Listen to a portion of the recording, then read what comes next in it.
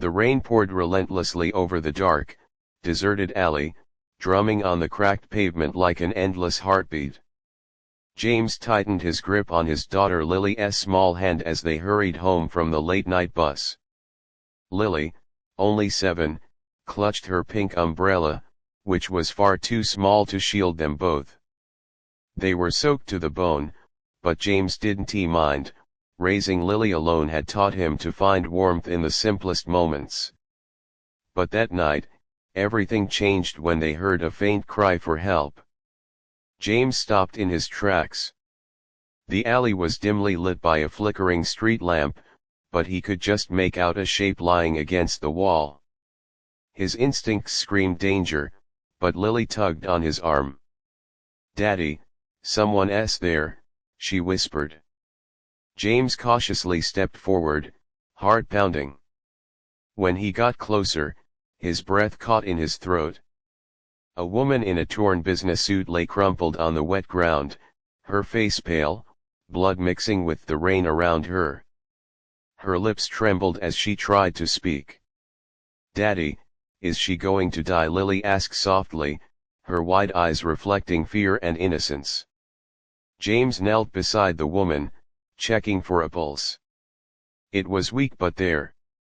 "No, sweetheart," he said firmly, even though he wasn't sure.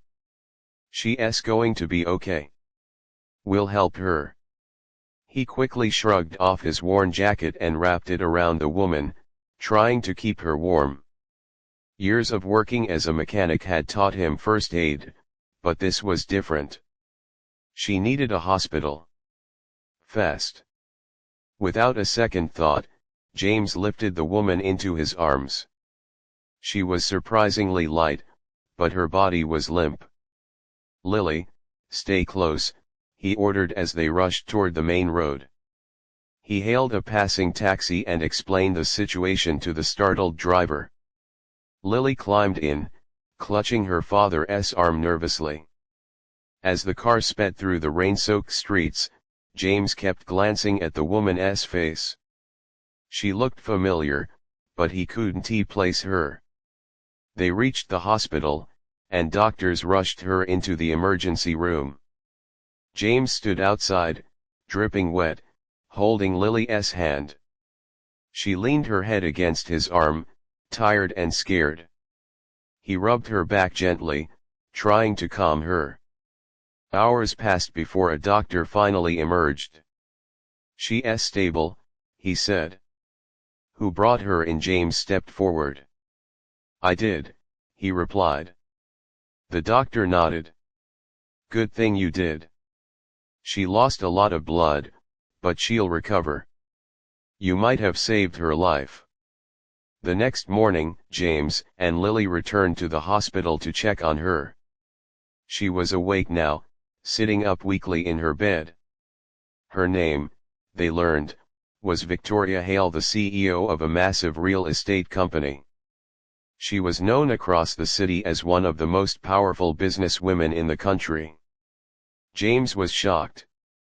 The woman he had found lying helpless in a filthy alley was a millionaire, someone he'd only ever seen on TV. Victoria stared at James and Lily with curiosity and gratitude. "You saved my life," she said softly. "I don't know how to thank you." James shook his head modestly. "You don't have to. Anyone would be done the same." But deep inside, he knew that wasn't true. Most people would be walked away. Over the following days, Victoria requested that James and Lily visit her regularly. She had no close family, and despite her wealth, she lived a lonely life filled with boardrooms and business deals.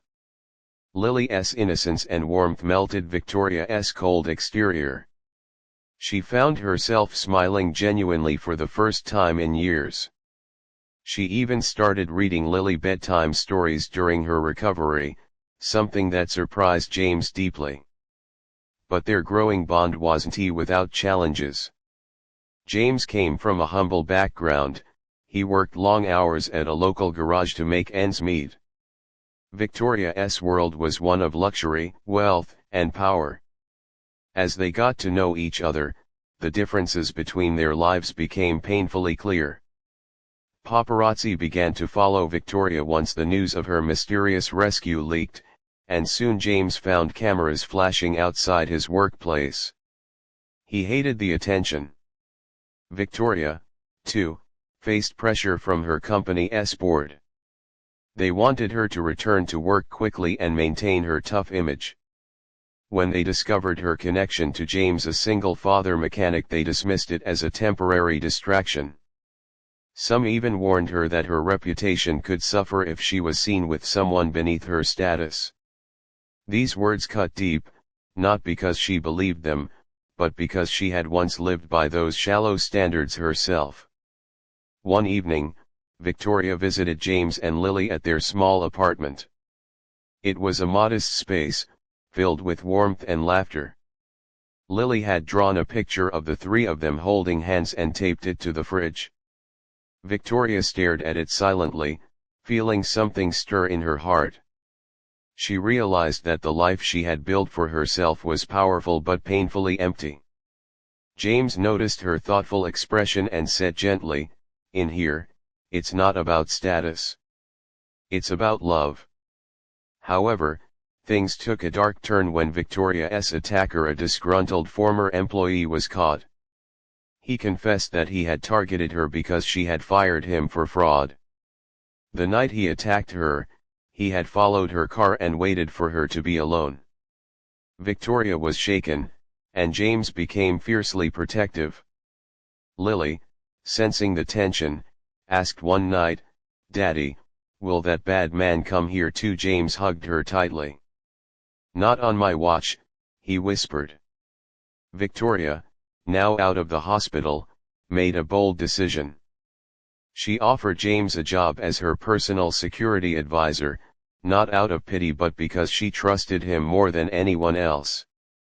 He hesitated at first, unsure if he belonged in her world. But Lily, with her usual wisdom, simply said, "Daddy, she needs us." That was enough for him. As weeks turned into months, their bond deepened. Victoria spent more time with Lily, attending her school plays, helping with homework, and bringing joy into their lives. In return, James taught Victoria to enjoy the simple pleasures of life: homemade meals, late-night walks, and movie nights on an old couch. Slowly, love began to grow between them, quiet and genuine. They faced many obstacles: public judgment, class differences, lingering fears, but they faced them together. Victoria learned that true strength wasn't in power or wealth but in vulnerability and love. James realized that sometimes, miracles appear when you least expect them. In the end, their story wasn't about a millionaire CEO or a single dad. It was about three souls who found family in the most unexpected way on a rainy night in a dark alley. And every time Lily asked, "Daddy, is she going to die?" James would smile and say, "No, sweetheart. She's going to live, and so are we."